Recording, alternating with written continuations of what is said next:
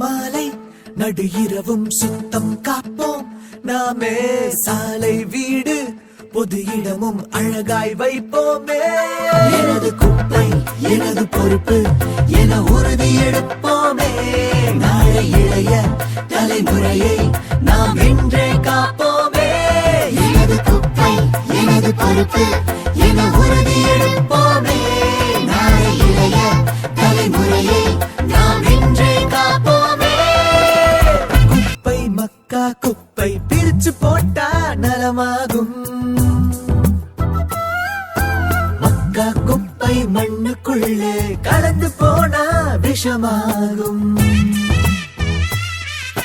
சென்னை நமது அன்னை என்றும் தாங்கும் உன்னை அதன் சுற்றுப்புறத்தின்